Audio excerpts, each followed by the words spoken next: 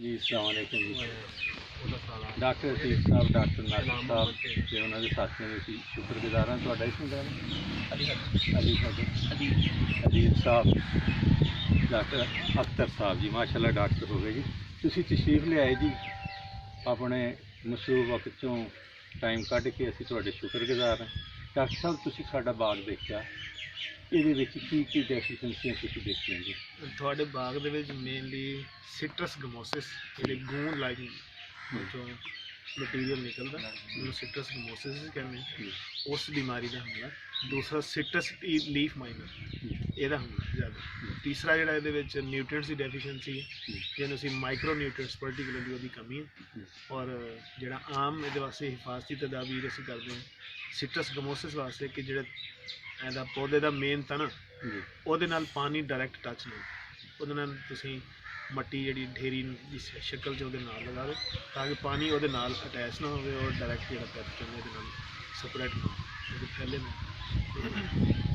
ਔਰ ਇਸ ਤੋਂ ਇਲਾਵਾ ਜਿਹੜਾ ਮਾਈਕਰੋ ਨਿਊਟ੍ਰੀਐਂਟਸ ਉਹਦਾ ਤੁਸੀਂ ਸਪਰੇਅ ਕਰੋ ਤਾਂ ਕਿ ਜੇ ਨਿਊਟ੍ਰੀਐਂਟਸ ਦੀ ਕਮੀ ਦੀ ਵਜ੍ਹਾ ਨਾਲ ਜਿਹੜਾ ਪ੍ਰੋਬਲਮ ਪੈਦਾ ਹੋ ਰਹੀ ਉਹ ਘੱਟ ਹੋ।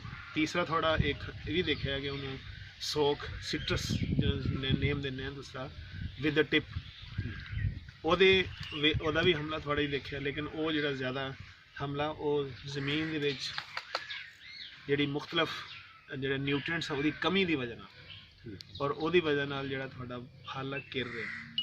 ਉਹਦਾ ਹੱਲ ਇਹ ਹੈ ਕਿ ਜਦੋਂ ਸ਼ਾਖ ਤੁਸੀਂ ਪਕੜੋ ਔਰ ਉਹਨੂੰ ਖੁਸ਼ਕ ਸ਼ਾਖ ਦੇ ਨਾਲ ਨਾਲ ਜਿਹੜੀ ਸਬਜ਼ ਸ਼ਾਖ ਉਹਨੂੰ ਵੀ ਨਾਲ ਕੱਟੋ ਉਹਦੇ ਨਾਲ। ਔਰ ਫਿਰ ਜਿਹੜਾ ਤੁਸੀਂ ਸ਼ਾਖਾਂ ਕੱਟੋ ਉਹਨੂੰ ਆਪਣੇ ਫੀਲਡ ਦੇ ਵਿੱਚ ਖੇਤ ਦੇ ਵਿੱਚ ਨਾ ਰੱਖੋ, ਉਹਨੂੰ ਸਾਈਡ 'ਤੇ ਉਠਾ ਕੇ ਸਿੱਟੋ। ਔਰ ਜਿਹਦੇ 'ਚ ਜਿੱਥੇ ਗੂੰਦ ਨਿਕਲ ਰਹੀ ਹੈ ਪੌਦੇ, ਉਹ ਪੌਦੇ ਨੇ ਬਚਣ ਦਾ ਯਾਨੀ ਕਿ ਬਹੁਤ ਮੁਸ਼ਕਿਲ ਹੈ ਬਚਣ। ਪਹਿਲੀ ਗੱਲ ਹੈ ਕਿ ਜ਼ਿਆਦਾ ਹਮਲਾ ਤੇ ਉਸ ਪੌਦੇ ਨੂੰ ਤੁਸੀਂ ਚੇਂਜ ਕਰੋ ਔਰ ਉਸ ਜਗ੍ਹਾ 'ਤੇ ਤੁਸੀਂ 4x4 ਦਾ ਗੜਾ ਪਾਓ ਔਰ 4x4 ਜਿਹੜੀ ਮਿੱਟੀ ਤੁਸੀਂ ਆਪਣੇ ਖੇਤ 'ਚ ਨਹੀਂ ਰਹਿਣ ਦੇਣੀ, ਉਹਨੂੰ ਸਾਈਡ 'ਤੇ ਤੁਸੀਂ ਰੱਖਣਾ ਕਿਉਂਕਿ ਉਹਦੇ ਵਿੱਚ ਉਹਦੇ ਜਰਾਸੀਮ ਮੌਜੂਦ ਹੈ। ਔਰ ਅਗਰ ਤੁਸੀਂ ਉसी ਜਗ੍ਹਾ 'ਤੇ ਉਹ ਪੌਦਾ ਦੁਬਾਰਾ ਲਗਾਓਗੇ ਤਾਂ ਉੱਥੇ ਉਹ ਬਿਮਾਰ ਹੋ ਜਾਏਗਾ ਪੌਦਾ।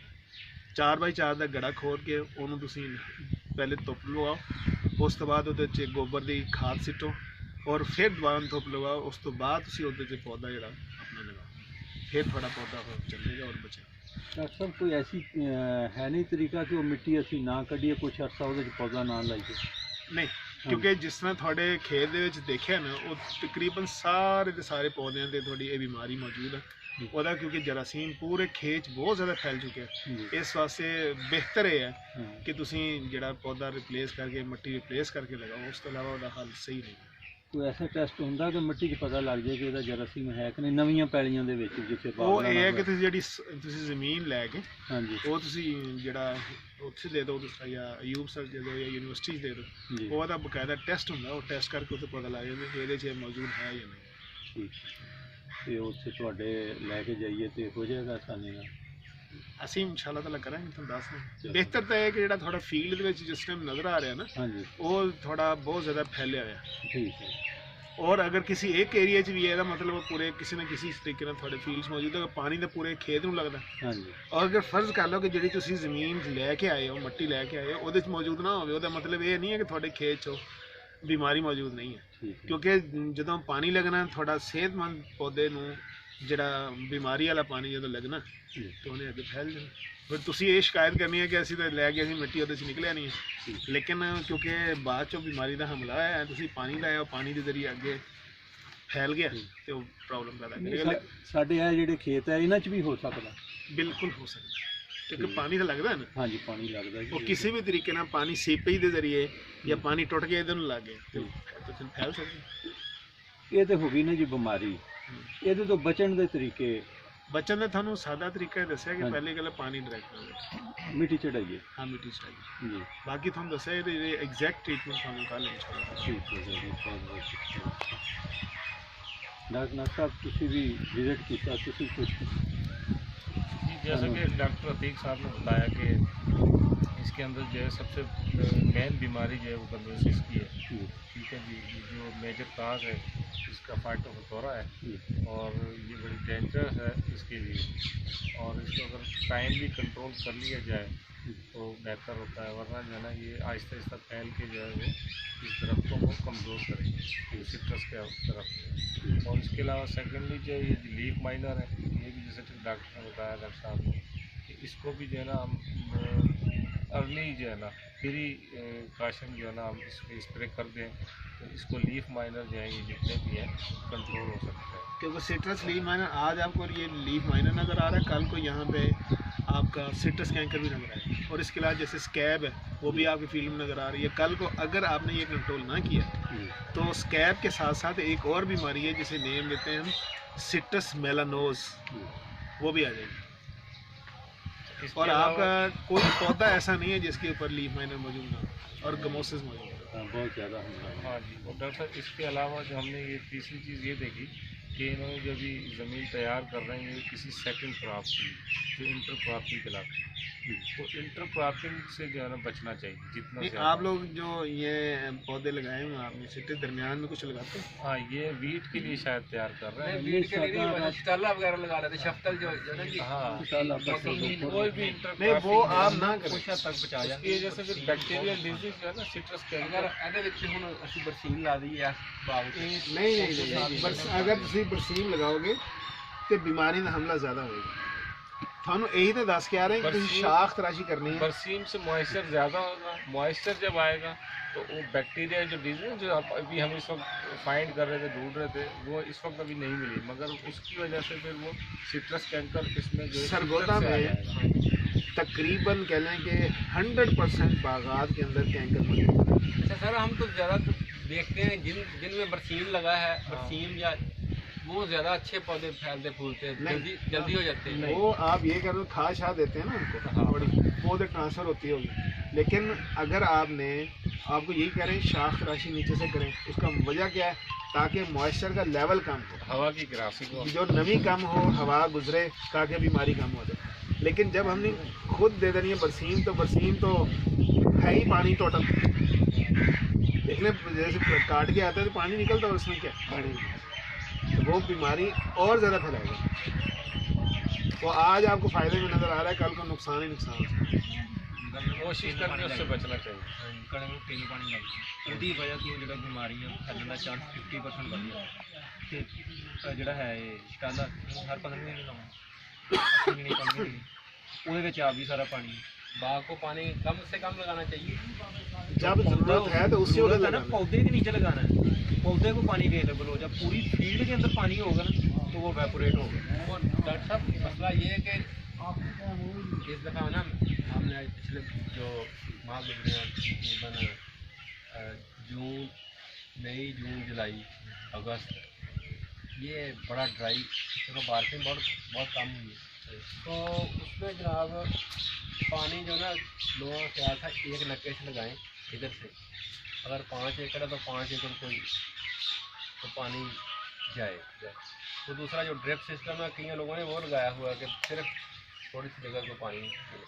तो अक्सर लोगों का ख्याल ये है कि पौधा का इर्द गिर्द जो एरिया ना जितनी देर वो नहीं हो अपना मॉइस्चर होगा तो वो पहले किस तरह नहीं, बात ये है कि पौधे की जड़ें कहाँ तक होती हैं?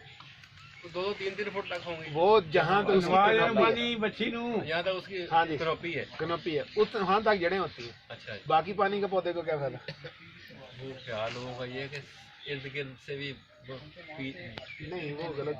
इसका ड्रिप सिस्टम के अलावा एक और हल कर लें, वो ज़्यादा बेहतर, बीमारी कम फैले। हर किले के बाहरों की खाल लंघने पंजाबी जी दस दें, उर्दू हाँ जी, पंजाबी दसो जी। सारा बाहरले पासे ਨੂੰ ਖਾਲ ਜਾਣ ਡਿਆ ਹਰ ਕਿਲੇ ਨੂੰ। ਅਗਰ ਤੁਸੀਂ ਸਾਰੇ ਇਕੱਠੇ ਨੂੰ ਪਾਣੀ ਲਾਉਂਦੇ ਹੋ, ਤੁਹਾਡੇ ਪਹਿਲੇ 4 ਪੌਦੇ ਬਿਮਾਰ ਨੇ, ਉਹ ਸਾਰੇ ਸਾਰੀ ਪੈਲੀ ਦੇ ਵਿੱਚ ਪੈਥੋਜਨ ਚਲੇ ਜਾਣਗੇ। ਉਹਦੀ ਬਜਾਏ ਅਗਰ ਤੁਸੀਂ ਖਾਲੀਆਂ ਮਾਰਦੇ ਹੋ ਨਾ ਹਰ ਬੂਟੇ ਨੂੰ, ਤੇ ਹਰ ਖਾਲਾ ਉੱਥੇ ਹੈ ਉਹ ਸਾਰੇ ਪੱਕੇ ਟੋਕਾਂ ਉਹਦੇ ਸਾਹਮਣੇ ਲਾ ਦਿਓ। 100 ਰੁਪਏ ਦੀ ਟੋਕ ਨਹੀਂ ਹੈ ਸਰ, ਠੀਕ, ਉਹ ਲਾ ਦਿਓ ਤੇ ਸਾਹਮਣੇ ਜਿਹੜੀ ਫੀਲਡ ਕਿਆਰੀ ਨੂੰ ਲਾਉਣਾ ਨਾ ਸਿੱਧਾ, ਉਹਦੀ ਟੋਕ ਪੁੱਟੀ ਉਹਦੇ 'ਚ ਜਾਵੇ। ਜੇ ਬਿਮਾਰੀ ਪਾਣੀ ਦੀ ਵਜ੍ਹਾ ਤੋਂ ਫੈਲੇਗੀ ਵੀ ਨਾ, ਅਗਰ ਹੈ ਇੱਕ ਲਾਈਨ ਨੂੰ ਆਏਗੀ। ਤੁਸੀਂ ਕਹਿੰਦੇ 5 ਕਿੱਲਿਆਂ ਨੂੰ ਸਿੱਧਾ ਕਰ ਦੇਣਾ ਕਿ ਜਿਹੜਾ ਬਾਗ ਤੁਸੀਂ ਅਜੇ ਲਾਇਆ ਏ, ਤੇ ਸਭ ਤੋਂ ਪਹਿਲਾਂ ਤੁਹਾਡਾ ਬਹੁਤ ਜ਼ਿਆਦਾ ਬਿਮਾਰ ਸੀ, ਜਿਸ ਤਰ੍ਹਾਂ ਗੂੰਦ ਨਿਕਲਣ ਡਈ ਹੈ, ਇਹ ਗੂੰਦ ਵਾਲਾ ਪਾਣੀ ਜਿੱਥੇ ਤੱਕ ਜਾਣਾ ਨਾ ਤਬਾਹੀ। ਅੱਛਾ, ਜਿਹੜਾ ਡ੍ਰਿਪ ਨਹੀਂ ਕਰ ਸਕਦੇ ਇਹ ਕਰ ਲਓ, ਇਸ ਤੋਂ ਸਸਤਾ ਤਰੀਕਾ ਹੋਰ ਕੋਈ ਨਹੀਂ ਹੈ ਪੌਦੇ ਬਚਾਉਣ। ਜਿਹੜਾ ਗੂੰਦ ਨਾਲੋਂ ਲਾਉਣਾ ਉਹ ਵੀ ਪਾਣੀ ਜਿਹੜਾ ਸਿੱਟੀ ਹੈ। हाँ जी, और ਉਹ ਵੀ ਨਹੀਂ ਸਿੱਟਣੀ। ਜਿਹੜੀ ਸ਼ਾਇਦ ਤੁਸੀਂ ਇਹਨਾਂ ਨਾਲ ਲਾਣੀ ਹੈ ਨਾ, ਟਹਿਣੀ ਹੈ, ਟਹਿਣੀ ਬਾਹਰ ਲਿਆ ਕੇ ਭਾਵੇਂ ਚੁੱਲ੍ਹੇ 'ਚ ਬਾਲਦੇ ਹੋ ਤੇ ਭਾਵੇਂ ਵੈਸੇ ਅੱਗ ਲਾ ਦਿਓ, ਉੱਥੇ ਅੱਗ ਲਾ ਫੀਲਡ ਦੇ ਵਿੱਚ ਨਹੀਂ ਸੁੱਟਣੀ। ਤੇ ਉਹ ਜਿਹੜਾ ਵਾਹਣਾ ਪੈਂਦਾ ਜਿੱਥੇ ਉਸ ਵੇਲੇ ਤੇ ਖਾਲੀਆਂ ਖੁਲੀਆਂ ਸਾਰੀਆਂ ਟਹਿ ਜਾਂਦੀਆਂ। ਵਾਹਣਾ ਚਾਹੀਦਾ, ਵਾਹੁਣਾ ਚਾਹੀਦਾ। ਬਾਹਰਲੀ ਸਾਈਡ ਤੁਸੀਂ ਵਾਲੀ ਹੈ ਨਾ ਜਿੱਥੇ ਖਾਲੀਆਂ ਨੇ, ਬਾਹਰਲੇ ਪਾਸੇ ਟਰੈਕਟਰ ਤੁਹਾਡਾ ਚੱਲ ਗਿਆ, ਜਿਹੜੀ ਵਿੱਚ ਵਾਲੀ ਜਗ੍ਹਾ ਨਾ ਖਾਲੀਆਂ ਦੇ ਅੰਦਰ ਆਈ, ਖਾਲੀਆਂ ਦੇ ਬਾਰ-ਬਾਰ ਉਹਨੂੰ ਲਗਾ ਦਿਓ। ਜਿਹੜੀ ਵਿੱਚ ਵਾਲੀ ਜਗ੍ਹਾ ਹੈ ਉਹਨੂੰ ਗੋਡੀ ਵਾਲੀਆਂ ਤੇ ਹੁਣ ਮਸ਼ੀਨਾਂ ਆ ਗਈਆਂ ਨੇ। ਅੱਛਾ ਜੀ। ਗੋਡੀ ਇੰਨੀ ਵੀ ਨਹੀਂ ਕਰਨੀ ਚਾਹੀਦੀ, ਗੋਡੀ ਥੋੜੀ ਜਿਹੀ ਹੁੰਦੀ ਉਤਲੇ ਹਿੱਸੇ ਦੇ ਵਿੱਚ 2-3 ਇੰਚ 4 ਇੰਚ ਦੇ ਵਿੱਚ। ਉਹ ਜਿਹੜੀ ਮੀਟਰ ਦੇ ਹਾਂਜੀ, ਨਾਲ ਚੱਲਦੀ ਹੁੰਦੀ ਉਹ ਕਹਿੰਦੇ ਨੇ ਨਾ ਥੋੜੀ ਗੋਡੀ ਕਰਦਾ, ਉਹ ਠੀਕ ਹੈ 3-4 ਇੰਚ ਦੇ ਵਿੱਚ ਵਿੱਚ। ਅਗਰ ਤੁਸੀਂ ਗੋਡੀ ਫੁੱਟ ਥੱਲੇ ਨੂੰ ਕਰਦੇ ਹੋ ਤੁਸੀਂ ਤੇ ਜੜ੍ਹਾਂ ਹੀ ਸਾਰੀਆਂ ਜ਼ਖਮੀ ਕਰਦੀਆਂ। ਕਿੱਥੋਂ ਲੱਭਦੀ ਹੈ ਜੀ? ਮਸ਼ੀਨ ਤੁਹਾਨੂੰ ਫੈਸਲਾਬਾਦੋਂ ਵੀ ਮਿਲ ਜਾਏਗੀ, ਲਾਹੌਰੋਂ ਵੀ ਮਿਲ ਜਾਏਗੀ। ਸਵਾ ਲੱਖ ਦੀ ਤਕਰੀਬਨ ਸਵਾ ਲੱਖ ਦੀ। ਇਹ ਕੋਈ 60-70 ਦੀ ਵੀ ਹੋਣੀ ਹੈ। 60-70 ਘਰ ਵਾਲੀ ਵੀ ਹੈ, ਛੋਟੀ ਹੁੰਦੀ ਉਹ ਛੋਟੀ ਹੈ। ਇਹ ਸੂਰੀ ਇਹ ਜਿਹੜਾ ਤੁਹਾਡੇ ਕੋਲ ਬਾਗ ਹੈ ਨਾ, ਸਵਾ ਲੱਖ ਵਾਲੀ ਜਿਹੜੀ ਹੈ ਨਾ, ਉਹ ਕੰਮ ਦੇਣਾ। ਇਹ ਸੂਰੀ ਇਹ ਲਾਹੌਰੋਂ ਤੁਹਾਨੂੰ ਸਹੀ ਮਿਲੇਗੀ। ਜਿਸ ਤਰ੍ਹਾਂ ਕੰਪਨੀ ਹੈ ਟ੍ਰਿੰਬਲ ਇੱਕ ਕੰਪਨੀ, ਹਾਂ ਉਹ ਸਾਰੇ ਫ੍ਰੀ ਇਲਾਜ ਜਿਹੜੇ ਨੇ ਨਾ ਇਹ ਜ਼ਿਆਦਾ ਅੱਛੇ ਉਹਨਾਂ ਦੇ। ਮੇਰੇ ਕੋਲ ਆਪ ਜ਼ਿਆਦਾਤਰ ਇਲਾਜ ਜਿਹੜੇ ਨੇ ਨਾ ਉਹ ਟ੍ਰਿੰਬਲ ਵਾਲਿਆਂ ਦੇ ਨੇ, ਅੱਛਾ। ਉਹ ਉਹਨਾਂ ਕੋਲੋਂ ਲਵੋ। ਇਹ ਤੁਹਾਨੂੰ ਇੱਥੇ ਜਿਹੜੇ ਆਪ ਬਣਾਉਂਦੇ ਨੇ ਨਾ, ਤੁਸੀਂ ਉੱਥੇ ਕੰਮ ਕਰਦੇ ਆ? ਨਹੀਂ ਮੈਂ ਆਪ ਫਾਰਮਰ ਹਾਂ, ਮੈਂ ਉਹ ਹੈ ਹਾਲਾਤ ਹੁੰਦਾ। ਤੁਹਾਡਾ ਕਿਹੜਾ ਹੈਗਾ? ਮੇਰਾ ਪਿੰਡ ਸਟਿਆਣਾ, ਸਟਿਆਣੇ ਦੇ ਲਾਗੇ ਪਿੰਡ ਜਗਤਪੁਰ। ਇੱਥੇ ਸਟੂਡੈਂਟ ਵੈਸੇ ਮੈਂ ਆਪਣੇ ਫਾਰਮ ਜੌਬ ਕਰਦਾ। ਨਹੀਂ 91 82 ਚੰਗ ਰੋਡ। ਉਹਦਾ ਨਾਮ ਸਿਆਣੇ ਦੇ ਕਿਹਦੇ ਪਾਸੇ? ਲੈਂਦਨ। ਮਤਲਬ ਸਿਆਣੇ ਹੋ ਅੱਗੇ ਉਹ ਸਟਿਆਣੇ ਦੀ ਨਹਿਰ ਨਹੀਂ, ਹਾਂ। ਲੈਂਦਨ ਨੂੰ ਨਾਲ ਸੜਕ ਉਤਰਦੀ 7 ਕਿਲੋਮੀਟਰ ਤੇ ਅੱਗੇ ਮੇਰਾ ਪਿੰਡ, ਜਿੱਧਰ ਨੂੰ ਪਾਣੀ ਜਾ ਰਿਹਾ ਉੱਥੇ। ਆ ਨਹਿਰ ਜਿੱਦੇ ਜਾਂਦਾ ਇੱਥੇ ਦੇ ਪਾਸੇ। ਹਾਂਜੀ, ਫੈਸਲਾਬਾਦੋਂ ਸਟਿਆਣੇ ਨੂੰ ਜਗਤ ਜਾਓ। ਪਰ ਸੁਣਿਆ ਤਾਂ ਬੜਾ। ਜਗਤਪੁਰ ਇੱਧਰ 91 ਜੀ ਕਹਿੰਦੇ। ਇੱਥੇ ਵੀ ਆ ਬਾਵੇ ਚੱਕ ਦੀ ਜ਼ਮੀਨ ਹੈਗੀ ਮੇਰੀ, ਇੱਥੇ ਮੈਂ ਅੱਜ ਆਪ ਹੀ ਕਰਨ ਡਿਆ। ਸਾਡੀ ਇੱਥੇ ਸੋਇਲ ਫਰਟੀਲਿਟੀ ਡਿਸਟ੍ਰਿਕਟ ਹੁੰਦੀ ਹੈ ਲੈਬ ਦੀ। ਤੇ ਉੱਥੋਂ ਕਰਵਾ ਲਓ। ਅੱਛਾ ਜੀ। ਬਸ ਉਹ ਸਾਨੂੰ ਸ਼ੱਕ ਉਹਨਾਂ ਤੇ ਹੀ ਰਹਿੰਦੀ ਆ ਵੀ ਲੈ ਜਾਂਦੇ ਆਪੇ ਹੀ ਲਿਖ ਦਿੰਦੇ ਆ ਜੀ। ਉਹ ਜੀ ਮੈਰਿਜ ਕਰਾ ਦੀ ਉਹਨਾਂ ਨੇ ਕੀਤਾ 1 ਸਾਲ ਹੀ ਗਏ ਜਿਹੜੇ ਉਹਨਾਂ ਦੇ ਸੀਗੇ ਨਾ ਜੀ ਉਹ ਇੰਜਨ ਆਉਣ ਗਈ ਆ ਪਤਾ ਨਹੀਂ ਕਿਹੜੀ ਸ਼ਾਇਦ ਸੀ, ਉਹਨਾਂ ਨੇ ਏਸੀ ਨੂੰ ਲਾਇਆ ਏਸੀ ਚਲਾਉਂਦੇ ਸੀਗੇ ਉਹ ਜਿਹਦੇ ਨਾਲ ਕਰਨਾ ਸੀ ਟੈਸਟ।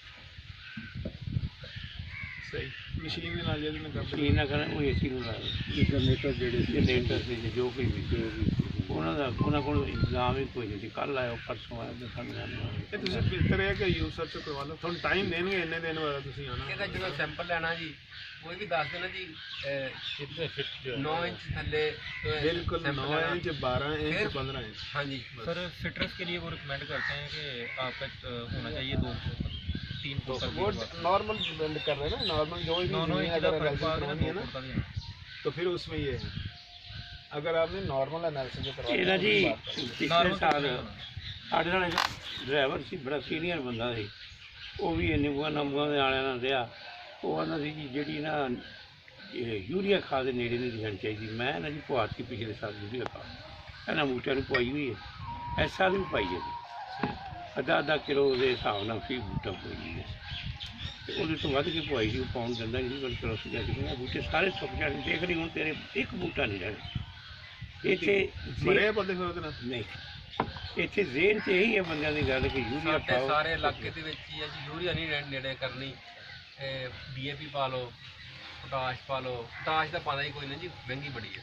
4500 ਦੀ ਇੱਕ ਬੋਰੀ ਹੈ। तो अक्सर लोग DAP ਪਾ ਦਿੰਦੇ ਆ, ਉਹ 3400 3500 ਦੀ ਹੈ।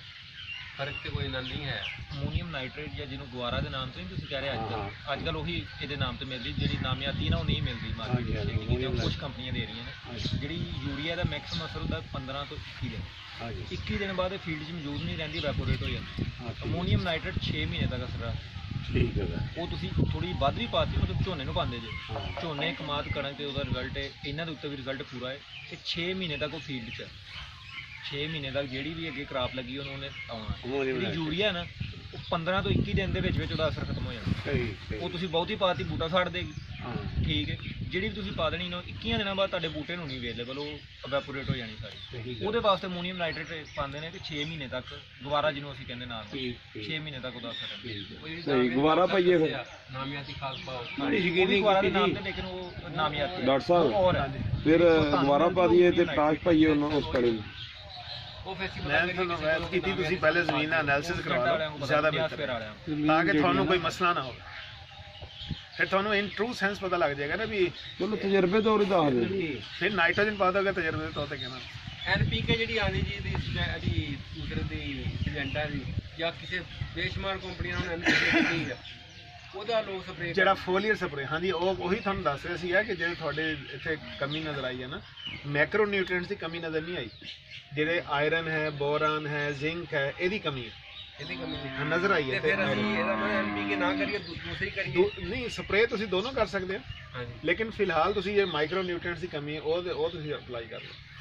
ਬੋਰਾਨ ਜਿਹੜਾ ਨਾ ਜੀ, ਹੁਣ NFC ਨੇ ਆਪਣਾ ਉਹ ਜਿਹੜੀ ਹੈਗੀ ਫੌਜੀ FFC, ਉਹਨਾਂ ਨੇ ਕੱਢਿਆ 1 ਕਿਲੋ ਦੀ ਪੈਕੇਜ। ਹਾਂਜੀ, मिक्स ये दूसरा ना ब्लेंड होता है मुख्तलिफ, उसका कोई बना हुआ है हाँ जी बना हुआ बिल्कुल, वो आपने पानी में हल करके ठीक है भाई। अच्छा अच्छा जी। नहीं चलो हाँ जी। इसे जिंक ते आयरन की कमी ज्यादा नजर आ जिंक ਸਾਡੇ ਏਰੀਏ ਦੀ ਕੋਈ ਵੀ ਨਹੀਂ ਪਾਉਂਦਾ, ਅਸੀਂ ਕਦੀ ਕਿਸੇ ਨੇ ਜਿੰਕ तो फिर इसमें ना मसले भी है ना। ਕਿਉਂਕਿ ਜਿੰਕ ਜਿਹੜੀ ਹੈਗੀ ਨਾ ਜੀ, ਉਹ ਤਕਰੀਬਨ 700-800 ਦੀ 3 ਕਿਲੋ ਮਿਲਦੀ ਹੈ। थानू फोलियर स्प्रे किया ना, स्प्रे महंगा नहीं पड़ेगा थानू। तो बिल पर 750 रुपये सर मैं लास्ट पैकिंग भी चेक करके आया पर 1 किलो की पैकिंग सी 5 एकड़ वास्ते 750 रुपये। ਉਹਦੀ ਆਮ ਫੀਡ ਦੇ ਵਿੱਚ 5 ਏਕੜ ਵਾਸਤੇ, ਪੌਦੇ ਵਾਸਤੇ ਦੀ ਜਿਹੜੀ ਆ ਬਾਗ ਵਾਸਤੇ ਵੀ ਰਹਿਣਾ 1 ਏਕੜ ਦੀ ਰਿਕਮੈਂਡੇਸ਼ਨ ਉਹ ਤੁਹਾਨੂੰ ਕਨਫਰਮ ਕਰ ਦੇਣਗੇ। ਜਿਹੜੀ ਇਹਦੀ ਹੈ ਨਾ ਉਹਦੇ ਉੱਤੇ ਡੋਜ਼ ਹੁੰਦਾ, ਉਹਦੇ ਵਿੱਚ ਸਾਰੇ ਹੁੰਦੇ 750-800 ਰੁਪਏ ਦੀ ਨਿਆਸ ਜਿਹੜਾ ਕਿਹੜੇ ਨਾਮ ਹੋਣਗੇ? ਉਹਨਾਂ ਦਾ ਮਾਈਕਰੋ ਨਿਊਟ੍ਰੀਐਂਟਸ ਦੀ ਮਾਈਕਰੋ ਨਿਊਟ੍ਰੀਐਂਟਸ ਜ਼ਿੰਕ, ਪੋਟਾਸ਼, ਜਿਹੜਾ ਹੈ ਬੋਰਾਨ, ਸਾਰੇ ਉਹ ਬਲੈਂਡ ਇਹਦਾ ਚਾਹੀਦਾ। ਜਿਹੜੇ ਤੁਹਾਨੂੰ ਦੋ ਬਣਾ ਆਏ ਨਾ ਉਹ ਲੈ ਕੇ ਤੁਹਾਨੂੰ ਕਹਿਣਾ ਇਹਦੇ ਸਾਰੇ ਹੀ ਹੋਣੇ ਜਾਂ ਮਾਈਕਰੋ ਨਿਊਟ੍ਰੀਐਂਟਸ ਮੈਂ ਦੱਸ ਨਹੀਂ ਕਰੋ, ਉਹਦਾ ਕਾਫੀ ਜ਼ਿਆਦਾ ਹੈ ਉਹਦੀ ਵਜ੍ਹਾ ਤੋਂ ਤੁਹਾਡਾ ਮੌਸਮ ਜਿਹੜਾ ਹੈ ਜੀ ਹੁੰਦਾ ਰਹੇ। ਠੇਕੇਦਾਰਾਂ ਕੋ ਬਾਗ ਸਾਡਾ ਸੁੱਕ ਗਿਆ ਸੀ, ਫਿਰ ਮੈਂ ਆਪ ਸੰਭਾਲਿਆ ਜੀ, ਸੰਭਾਲ ਕੇ ਕਟਿੰਗ ਕਰਨ ਤੋਂ ਬਾਅਦ ਇਹਦੇ ਨਾਲ ਮਿੱਟੀ ਵੀ ਲਾਈ ਜਿਹੜੀ ਫੁੱਟਬੋਰਡ ਦੇ ਨਾਲ ਲਾਉਣੀ ਸੀ। ਉਸ ਤੋਂ ਬਾਅਦ ਇਹਦੇ ਨਾਲ ਜੀ ਚੂਨਾ ਮਿਲਾ ਕੇ ਨੀਲਾ ਥੋਥੇ ਵਾਲਾ ਜਿਹੜਾ 10 ਦਿਨ ਰੱਖਣ ਤੋਂ ਬਾਅਦ ਉੱਪਰ ਤੇ ਉਤਰਾ ਜਿਹੜਾ ਸਪਰੇਅ ਕਰ ਦਿੱਤਾ। ਜਿਹੜਾ ਪੇਸਟ ਸੀ ਥੱਲੇ ਨਾਲ ਜੀ ਉਹ ਸਾਰੇ ਤਣਿਆਂ ਨੂੰ ਲਾਤਾ। ਜਿਹੜਾ ਤੁਸੀਂ ਪੇਸਟ ਬਣਾਇਆ ਸੀ ਉਹ ਕਿਸ ਤਰ੍ਹਾਂ ਬਣਾਇਆ ਸੀ? ਉਹ ਜੀ 10 ਕਿਲੋ ਚੂਨਾ, 10 ਕਿਲੋ ਨਹੀਂ ਦਿੱਤਾ, ਉਹਦੀ ਪਾਣੀ ਪਾਤਾ ਉਹਨੂੰ ਜਾਲ ਦੀ ਕਿੰਨਾ ਉਹ ਪਾਣੀ ਦੀ 1 ਕਿਲੋ ਚੂਨੇ ਨੂੰ 10 ਕਿਲੋ ਦੀ ਰੇਸ਼ੋ ਦੇ ਹਿਸਾਬ ਨਾਲ 1:10 ਦੀ ਰੇਸ਼ੋ। ਹਾਂਜੀ, ਅਲੱਗ ਉਹਨਾਂ ਨੂੰ ਭੇਜਦਾ ਸੀ। ਵੈਸੇ ਅਗਰ ਤੁਸੀਂ ਨੈਕਸਟ ਟਾਈਮ ਕਰੋ ਨਾ ਹਾਂਜੀ, ਉਹਦੇ ਵਿੱਚ 1 ਕਿਲੋ ਗਲੂ ਵੀ ਪਾ ਲਿਓ। ਬਿੱਲੂ ਹਾਂ ਠੀਕ ਹੋ ਗਿਆ। ਉਹਦੇ ਵਿੱਚ ਇਹਨਾਂ ਉਹ ਜ਼ਿਆਦਾ ਦੇ ਥੋੜੀ ਰਹੇਗੀ। ਉਹ ਪਾ ਕੇ ਨਾ ਜੀ ਇਹਨਾਂ ਦਿਨਾਂ ਦਾ ਕਰਕੇ 10 ਦਿਨ ਤੋਂ ਬਾਅਦ ਫਿਰ ਨਾ ਜੀ ਜਿਹੜਾ ਪਾਣੀ ਸੀ ਉਹਨੂੰ ਮਿਕਸ ਕਰਕੇ ਸਪਰੇਅ ਕੀਤਾ। ਉਹ ਲਗਾ ਅਸੀਂ ਭੇਜਦੇ ਸੀ ਜੀ, ਫਿਰ ਪਾਣੀ ਮਿਕਸ ਕਰ ਲਿਆ, ਉਹਨੂੰ ਵੀ ਪੇਸਟ ਨੂੰ ਵੀ ਮਿਕਸ ਕਰ ਲਿਆ। ਨਹੀਂ ਤੇ ਉਹ ਚੈੱਕ ਕੀਤਾ ਸੀ ਜਦੋਂ ਤੁਸੀਂ ਹਿਲਾਇਆ ਨਹੀਂ ਤਾਂ ਤੁਹਾਡੇ ਲੋਹੇ ਦੀ ਕੀਤਾ ਜੀ ਕੋਈ ਚੀਜ਼ ਵਿੱਚ ਮਿਕਸ ਕੀਤਾ ਉਹਦਾ ਰੰਗ ਬਦਲ ਗਿਆ ਸੀ। ਸਰ ਰੰਗ ਬਦਲ ਗਿਆ ਹੋਣਾ ਅਗਰ ਤੁਹਾਡੇ ਉਹਦੇ ਨਾਲ ਲੋਹੇ ਦੀ ਚੀਜ਼ ਪਾਈ ਸੀ, ਅੱਛਾ ਜਿਸ ਨੇ ਉੱਤੇ ਜੰਗਾਲ ਜਿਹਾ ਆ ਗਿਆ, ਅੱਛਾ ਫਿਰ ਉਹਨੂੰ ਸ਼ੁਰੂ ਕੀਤਾ। ਉਸ ਵੇਲੇ ਅਸੀਂ ਸਹੀ ਤਰੀਕੇ ਨਾਲ ਕੀਤਾ, ਸਹੀ ਪੁੱਛ ਕੇ ਕੀਤਾ ਸੀ। ਸਹੀ ਤੇ ਜਿਹੜਾ ਫਿਰ ਉਹਦਾ ਪੇਸਟ ਥੱਲੇ ਸੀ ਉਹ ਸਾਰਿਆਂ ਤਰ੍ਹਾਂ ਜਿੱਦਾਂ ਇਹਨੂੰ ਸਫੈਦੀ ਕੀਤੀ ਹੈ ਤੂੰ ਇਸ ਤਰ੍ਹਾਂ ਸਾਰਿਆਂ ਨੂੰ ਉਹ ਕਰ ਦਿੱਤਾ ਕੀਤਾ ਸੀ। ਤੇ ਫਿਰ ਉਹ ਛੇਤੀ ਉਹਦਾ ਰਿਜ਼ਲਟ ਨਹੀਂ ਨਿਕਲਿਆ। ਹੁਣ ਬਾਗ ਆ ਕੇ ਸਾਡਾ ਬਣਿਆ, ਹੁਣ ਸਾਰੇ ਤੋਂ ਟਾਪ ਤੇ ਆ। ਹੁਣ ਨਿੰਬੂ ਚੜ ਜਾਂਦਾ, ਮੋਟਾ ਜਾਂਦਾ। ਸਹੀ ਅਗਰ ਇਹ ਤੁਸੀਂ ਕੰਟਰੋਲ ਕਰ ਲੈ ਕਿ ਹੋਰ ਜ਼ਿਆਦਾ ਬਿਹਤਰ ਹੋ ਜਾਏ। ਹੁਣ ਅਸੀਂ ਕਰਾਂਗੇ। ਅਗਰ ਤੁਸੀਂ ਜਦੋਂ ਨਾ ਖੁਦ ਦਿਲਚਸਪੀ ਲੈ ਰਹੇ ਹੋ ਤੁਸੀਂ ਖੁਦ ਕਹਿ ਰਹੇ ਨੇ ਸੋਚ ਗਿਆ ਸੀ ਮੈਂ ਦਿਲਚਸਪੀ ਖੁਦ ਲਈ, ਜ਼ਾਹਰੀ ਬਾਤ ਹੈ ਅਸੀਂ ਖਰਚਾ ਜਿਹੜਾ ਕੀਤਾ ਨਾ ਜੀ ਆਮਦਨ ਤੋਂ ਜ਼ਿਆਦਾ ਵੱਧ ਕੇ ਕੀਤਾ। ਆਮਦਨ ਦਾ ਹਿਸਾਬ ਨਹੀਂ ਲਾਇਆ ਕਿ ਸਾਡੀ ਆਪਣੀ ਮਾਲਕੀ ਦੀ ਲੋਕ ਤਾਂ ਠੇਕੇ ਦੇ 1 ਸਾਲ ਹੀ ਲੈਂਦੇ ਆ ਜੀ, ਉਹ ਆਪਣਾ ਫੜ ਲੈਂਦੇ ਚਲੇ ਜਾਂਦੇ ਆ। ਜਿਹੜੇ ਮਾਲਕ ਹੁੰਦੇ ਆ 1 ਸਾਲ ਠੇਕਾ ਦੇ ਅਗਲੇ ਸਾਲ ਹੋਰ ਨੂੰ ਦੇ ਦਿੰਦੇ ਆ। ਨਾ ਮਾਲਕ ਨੂੰ ਦਿਲਚਸਪੀ ਆ ਨਾ ਠੇਕੇਦਾਰ ਨੂੰ ਦਿਲਚਸਪੀ। ਸਾਡਾ ਅਸੀਂ ਕਿਹਾ ਸੀ ਅਸੀਂ ਕਿਹੜਾ ਕਿਸੇ ਨੂੰ ਠੇਕਾ ਪਾਉਂਦੇ, ਸਾਡਾ ਆਪਣਾ ਪੂਰਾ ਹੋ ਗਿਆ ਤਾਂ ਵੀ ਠੀਕ ਆ। ਜੇ ਥੋੜੀ ਫਸਲ ਘੱਟ ਵੀ ਗਈ ਤਾਂ ਕੋਈ ਗੱਲ, ਅਸੀਂ ਇਹਨੂੰ ਕੀਤਾ ਜੀ।